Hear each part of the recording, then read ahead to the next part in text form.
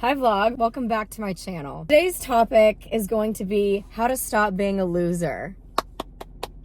Yes, this video was inspired by an accumulation of things. I obviously talk a lot about self-improvement and confidence on my TikTok, but I wanted to do a YouTube video and just ramble because I can only talk for like a minute and a half on TikTok and I have so much more to give. I wouldn't want to deny anyone the depth of my wisdom. So we're going to talk about how to stop being a loser. I feel like there are so many people that feel like losers, that feel like unaccomplished and less than, and lack confidence and conviction in their life. I felt like that for so long in my life. I've done so much research and so much work and studied a lot to improve that within myself. And I feel like I've gotten to a place where I've developed a lot of real authentic confidence, where I really believe in myself and really love myself and feel proud of myself most of the time. Not all of the time. I definitely feel like I could always be doing more, but I know logically that I am accomplishing a lot and achieving a lot in my life. And I want everyone to feel that way because I think everyone deserves to feel like that. So I made a list of all the things that I think make you a loser, and I'm going to tell you how to stop doing that. The first thing that I talk about more than anything is you have to get busier. Hobbies and hard work and accomplishments will change your life. If you cannot list a single hobby outside of media consumption and hanging out with your friends and consuming alcohol, that is a problem. And it's going to be really difficult for you to feel fulfilled and to feel proud of yourself deep down, unless you're one of the lucky few that loves your job. But even then, I think if your life is consisting of a 9-to-5, where you work a 9-to-5 that you turn in your work, is relatively meaningless to you, you go home and you drink and watch TV, you have nothing to feel proud of yourself for. Competence breeds confidence, okay? I always say that because it's very difficult to feel truly confident in yourself if you're not competent. And if you've accomplished nothing, if you have no real accomplishments under your belt, what do you have to be confident about? How are you going to walk into a room? What do you have to feel confident about? Nothing. You know that you don't have your shit together. You know what I mean? When you walk into rooms and you know that you don't look as good as you could, you don't make as much money as you could, you're not as well spoken as you could be, you're not as socially magnetic as you could be. These are all things that come from putting the work in. If you were taking steps to improve your financial literacy and organization during the week, if you were putting effort into your physical appearance and your well-being and your health, if you were reading books or listening to podcasts or having intellectual conversations with other people, or your work was intellectually stimulating, you knew that you were putting the work in to continue educating yourself, I promise you walking into rooms feeling super confident would be much easier. It's not about going into the room and convincing yourself that you're better than everyone else. It's about knowing that you put the work in. And also just having hobbies. If you are wasting your life, if you are wasting your time sitting around overthinking things that aren't serving you, a lot of girls will sit there and obsess about boys. I mean obsess about boys to the point where their purpose for being alive, their purpose for looking good, their purpose for working out, their purpose for posting, going out to dinner is all centered around getting male validation. If that is what you're doing with your fucking time, you're setting yourself up for failure. You're never going to be fulfilled. And you have too much time on your hands. You have to get busier. It's not about distracting yourself from those things. It's about reprogramming your brain to focus on the things that are going to serve you, that actually matter, and turning the mind into an ally. Your brain's hardwired default mode is survival mode. That's because, I talk about this on my TikTok, back in the day when we were cavemen, I learned this from Dr. Tara Swart Bieber, she's fabulous. Back in the day when we were cavemen, hunting and foraging for food, if you saw an apple and there was a saber-toothed tiger next to it, your brain is going to prioritize the threat of the saber-toothed tiger over the apple, because otherwise you're going to die. That is the way that your brain operates if you do nothing. So if you let your brain just have a free-for-all, guess what mode you're going to be in all the time? Survival mode. Fight or flight. You're going to be defensive. You're going to be on defense mode all the time. Always looking for the threat in a situation to protect yourself instead of looking for the positive thing or the reward or the thing that you could gain from the situation. Human beings are hardwired to look and focus on the saber-toothed tiger instead of the apple. Obviously, we don't really need to do that anymore. And it serves us much more to focus on the opportunity and the good thing and the positive thing, because both always exist in reality. Both of those things always exist. There's two worlds and you're always in both of them. You're in a world that's full of saber-toothed tigers, and you're in a world that's full of apples. And a lot of people, out of biological, natural, defense, that mechanism is built in and hardwired in you. You're going to look at the threats in situations. That makes for a pretty miserable life. And unnecessarily so. You're straining yourself and stressing yourself out and making yourself miserable to protect yourself against threats that don't actually exist. Obviously, this mechanism is incredibly helpful, especially as a woman, to be able to identify threats, because they're absolutely out there. But you always looking for the threats in things where there is no threat, or always choosing to prioritize and focus on that in a situation, that is how your brain is going to operate. That is the place that you're going to operate from all the time. So you're going to go into your day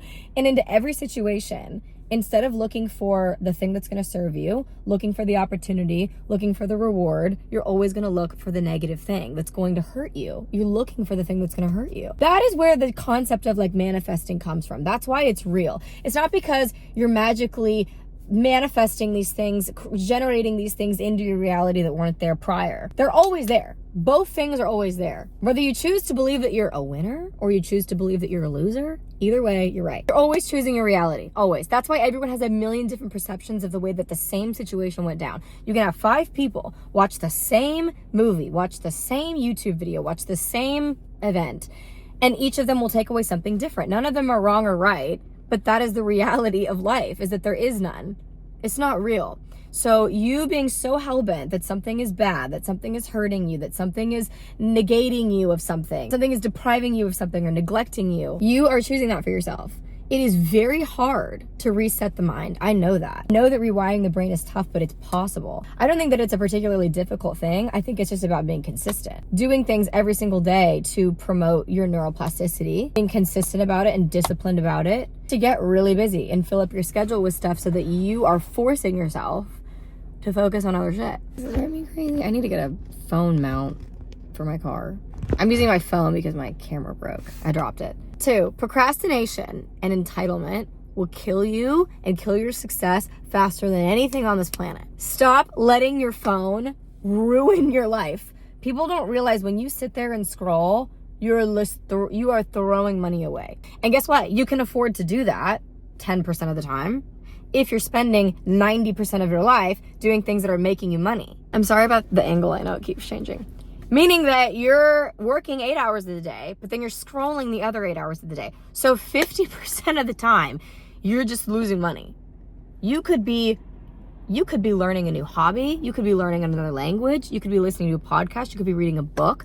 You could be spending time with people that love you. You could be practicing gratitude. You could be exercising. You could be learning something new. Obviously, scrolling sometimes is good for that. Like if you were scrolling and you found this video, there is that. The best thing that I ever learned that was beat into me from like a very, very young age is massive and immediate action. Just do it now. If you need to study and you need to put aside 3 hours of your day to study, just do it now. Just do it now.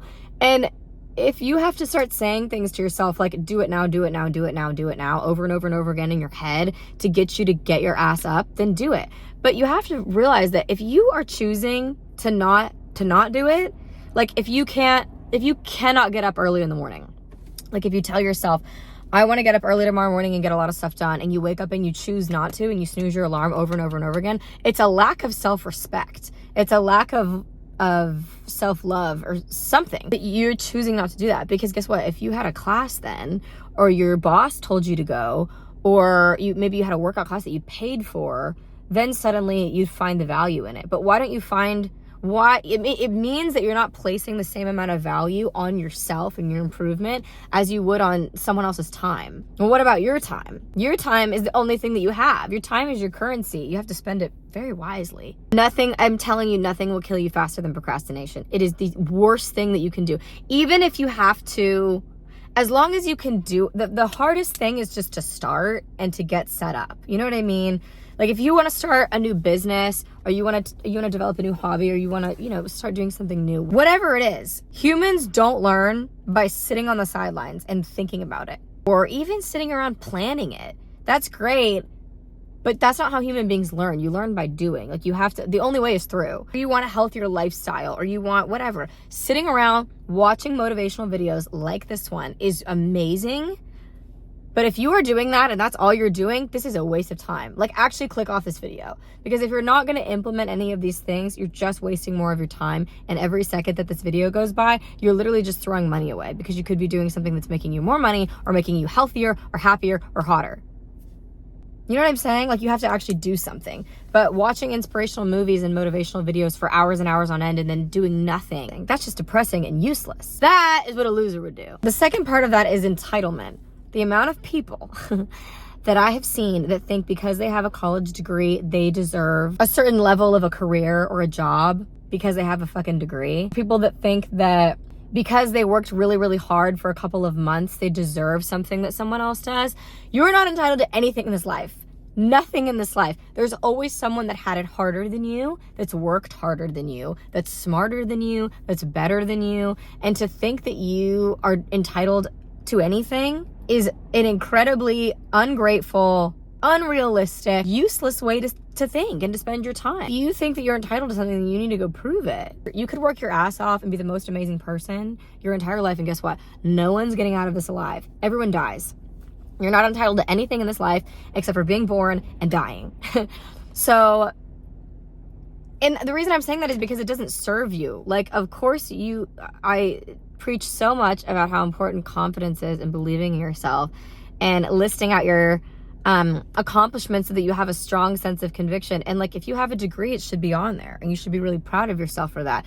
But that doesn't mean that you're entitled to something. You have to go out there and prove that you're more deserving than someone else. Guess what? Everyone has a degree. Everyone is a hard worker. You think you're so smart, and then you walk into a room of actually really, really smart people. You think you're a super hard worker until you walk into the wrong room. Always be proud of yourself and always acknowledge your accomplishments and let them boost you and boost your confidence and fulfill you. But you're not better than anybody. And if you really want to play that game, you can find a million people that are better than you. I could find a billion people that are better than me. I make mistakes all the time. I have a lot to learn. The smartest person in the room is the one that knows that they don't know anything. And I do make jokes about how I'm a genius and I'm so smart. But at the end of the day, I know that if you put me into the right room, I would absolutely crumble, because I have so much, I don't know anything. And it's funny, because the more that you find that, you know, the more that you learn, the less that you know, because when you really start opening yourself up to like knowledge and self-improvement, even science, even things that are proven concrete, black and white, everything in this life is subjective. Everything in this life is based off of a million different lenses of people that can only see from their perspective. There is no reality. It's just dependent on you and your brain. And that was formulated through, you know, nature versus nurture argument, genetics, or your childhood trauma, or the people that you've surrounded yourself with, or things that have happened to you. That is what's building your perception of reality. It's going to be completely different from someone else's. So who's to say that you're right or they're wrong? You don't. There is no reality. There is only perception. So perceive that you're a badass, because that's the only thing that's going to serve you. And choosing to perceive yourself as something else is completely illogical. If you can be someone who knows that they're not entitled, who knows that they have to work their ass off, and who does not procrastinate, you will beat so many people. That's how you start winning, because most people can't get over it. That's the one thing that I think kills most people, is entitlement and procrastination. If you can kill that, you really can conquer that within yourself, you'd be unstoppable. The next thing kind of bleeds into this, but it's never about talent. It's always about consistency. Can you be the most consistent one? Not are you the most talented? Everyone's talented, okay? Everyone's got natural ability. If you have 90% raw natural talent, someone else who has 10% natural talent but has 90% of the work ethic and the consistency will beat you. You will watch people that are so much less talented than you, much less smart, less beautiful, whatever, surpass you by miles just because they were consistent. The next thing, loser mentality, is self-consciousness, overly self-conscious. Self-consciousness is literally that. It is being overly conscious of the self. The more you focus on yourself, the more you obsess over yourself, the more miserable you'll become. Human beings are social creatures. Even if you're an introvert, it doesn't matter. Being an introvert versus being an extrovert is where you get your energy from. So just because you get your energy from being alone doesn't mean that you're not a social being.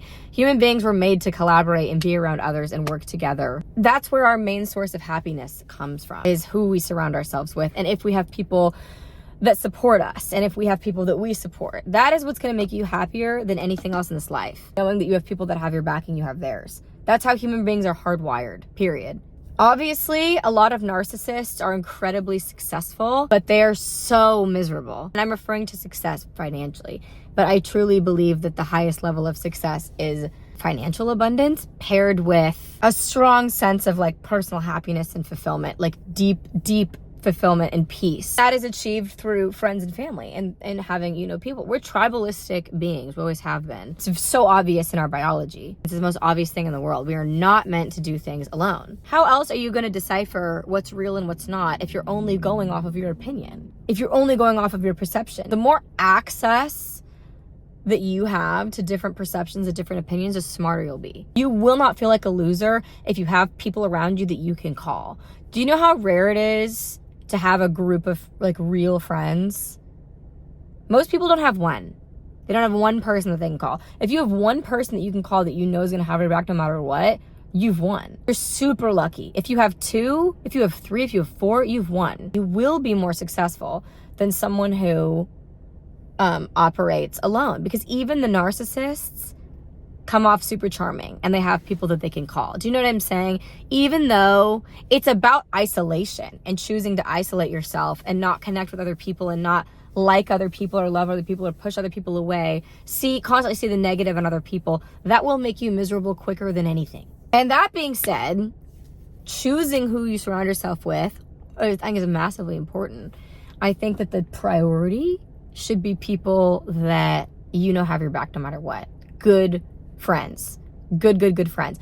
I say a lot that if you want to be successful, you have to surround yourself with successful people, because you are who you surround yourself with, whether you want to admit it or not. There's been so many, studies done on this, that your support group is shaping who you are. Always. You're a combination of the 5 people that you are around the most. And you might not see that because you can only see things from here. But if you were to look at it from like an aerial perspective, if you were to look at the globe of like groups of 5 people, you're not going to see like insane differences. You know what I'm saying? Most of them. Surrounding yourself with people that are successful, that do inspire you, that challenge you, that you, when you go to them and you say, I want to do this is my goal, this is my dream, this is what I want to accomplish, and they support you and have your back and are kind of speaking the same language, is so important. But even more important than that is if you need something, do you have someone that would make sacrifices for you? Do you have someone that you make sacrifices for? That's really the key to like happiness. And if you're defining success in terms of strictly, monetary abundance, that's, kind of going to be a miserable way to live. I think money does buy happiness. 100% I think it buys happiness. But there's, more to it than that, because of the sense of security and accomplishment that you feel when you are in charge of your finances. Currency of life is money and time. If you can have autonomy over your own money and your own time, and you have financial literacy, and you're in charge of your own money and you're in charge of your own time, you win. It's not always about how much you're making. It's about the level of control that you have over it and the level of security that you feel in your life because of it. And if you know that you have your shit together, you will not be self-conscious. You will be so much less self-conscious and so much more available to focus on the people around you, because you have your shit together, because you have your shit together. If you walk into a room and you know that you like yourself, you know that you look good because you've spent the time to learn who you are and develop and create someone that you love. You're obsessed with yourself. You adore yourself. You know what makes you a great friend and a great girlfriend and or a great boyfriend or a great husband or a great sister, a great daughter. You know those things. You know that you have money in the bank that's yours, that you've worked for, and you know that you have your financial shit together. You know that you're smart because you take the time to continue to educate yourself on things. You know that you are competent and articulate in conversations. You know that you're funny. You know that make people laugh. And people like you because you like other people, because you've done the inner work to open yourself up to liking other people. That's hard to do. A lot of people, you automatically don't want to like other people. You want to see the negative in other people because you think that you're protecting yourself. If you can achieve those things, if you can achieve a fraction of those things, you will not find yourself self-conscious, because when I hadn't sat down and defined who I was and who I wasn't, If, before I knew these are my strengths and weaknesses, this is what I am, this is what I'm not. This is how I come off to other people. This is how I walk into rooms. This is what I feel like. This is what my energy feels like. This is how I dress. This is how I speak. This is how I walk into rooms. And obviously, human beings are incredibly malleable beings. We're changing all the time. And so this will also change all the time. But sitting down to define it and create someone that I love and choose to lead with qualities that I admire in other people and bring those out in myself, that's how you create someone that you love, and knowing that you like yourself. You walk into every room knowing that you like yourself. But you also walk into every room knowing this is how I speak, this is how I sit, this is how I walk, this is how I interact with other people. You don't have to sit there and observe yourself and judge yourself. So many people, when they're in social situations, are doing nothing but sitting there thinking about how their face looks, thinking about what they're going to say next, thinking about how they're coming off. It is very difficult to actually connect with other people if you're sitting there obsessing over yourself. That is self-consciousness. And you will be fucking miserable if you do that. You need to be as present as possible with other people, with what you're doing with your life. If the only thing, a lot of this is rooted, especially in women, in male validation. You're sitting there wondering how you're coming off to men or your friends. I was always really obsessed with how I was coming off to my friends. And it made me, I was always a very good friend, but I would have been a lot happier and I would have been an even better friend if I was focusing on the other person instead of focusing on myself. It's actually incredibly narcissistic when you think about it. You are sitting there having a conversation with someone else. Someone is taking the time to try and connect with you, to talk to you about something, which, anytime someone else is talking to you and anytime you talk to someone else, time is really expensive, and that should be kind of like an honor that someone is choosing to talk to you. Even if it's shallow small talk, respect yourself enough to know that you're spending your time talking to this other person spending their time talking to you. Why are you sitting there thinking about how your fucking face looks or the sound of your voice or how funny you're coming off? Guess what? You'll never be less funny in your life than when you're trying to be funny. You'll never be less attractive than when you're trying to be attractive. It's the law of detachment. The more that you want something and you're putting out this desperate negative energy or repellent energy that, oh, I don't have this thing, so I'm going to try really, really hard to force it. Once you start forcing stuff, you're out of your flow. Especially for women, you need to let things come to you and let things flow and let things be, and trust that what is meant to come into your life is going to come into your life. What's meant to go is going to go. What's meant to stay is going to stay. And everything is always working out in your favor. That's where my overconfidence comes from. I literally have brainwashed myself. I've done this for years. Every single morning, meditated and done affirmations and trained myself throughout my day. Anytime I start going into my default survival mode, I literally say stop and force myself to look at the other option. There's always another option. You're just choosing to look at the other one. And also, you're wasting your life if you're not being present. The purpose of being alive, the purpose of being here is completely unknown, but I think that it should be, how can I be the happiest version of myself and make the most positive impact on myself and the people around me?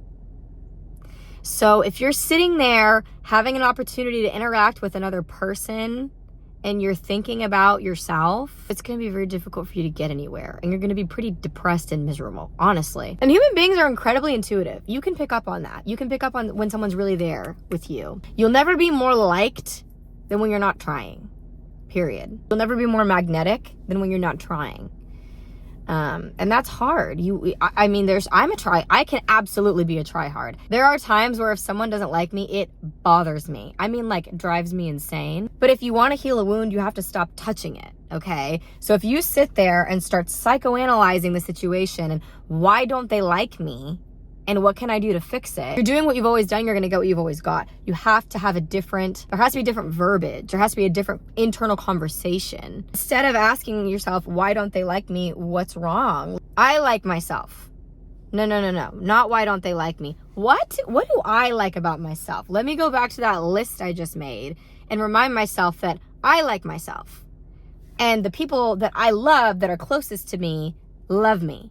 I love myself. These people love me. Why do I need this person to love me? I don't need this person to love me. It actually does nothing. It actually does nothing for you. It actually doesn't make you feel better. You're deciding and putting value, so much value, in this other person's perception of you. But if you were to put that value into, like, you are deciding where the power is going to. Do you know what I'm saying? You've decided that this person has so much power and their opinion is so accurate and they have such amazing taste in people that if they don't like you, that must mean something about you. No, bitch. You can't be everyone's type, unfortunately. And not everyone has good taste. You could be the most perfect, amazing, most likable person on the planet. Guess what? Someone else is not going to like you. And it has nothing to do with you. There's nothing that you can do. And yeah, that's frustrating, but also it does nothing to sit there and try to get them to like you. That will actually make them like you less. The last thing I want to say is that human beings were made to push themselves to the limit. Physically, mentally, emotionally, spiritually. And most of us don't do that. And that is where I think a lot of anxiety and depression and unfulfillment, self-consciousness, lack of confidence, I think that's where a lot of it comes from. Because in a lot of ways, we're working against our biology and against our nature. We're made to improve every day. We're made to evolve every single day. And it's easy to do. It's so easy to spend 10 minutes a day, 10, 20 minutes a day. I know how busy people are. I know. I get it. But if you have 10, 20 minutes a day, even if it's in the shower, even if it's in the car, even if it's on like a 5-minute bathroom break, whatever, listen to podcasts and YouTube videos and read books that make you feel good. If you read a financial literacy book, if you read a self-improvement book, if you started learning how to take care of yourself, if you spent 10, 20 minutes a day doing that, you would be shocked at how your confidence would skyrocket. And you would start achieving more in life. Then you get to walk around knowing that you're actively taking steps to better yourself because you respect yourself and love yourself enough to do it. Nothing else can give you confidence like that. Nothing from anyone else. Not someone falling in love with you, not someone telling you how much they like you, not a raise, not someone telling you did a good job.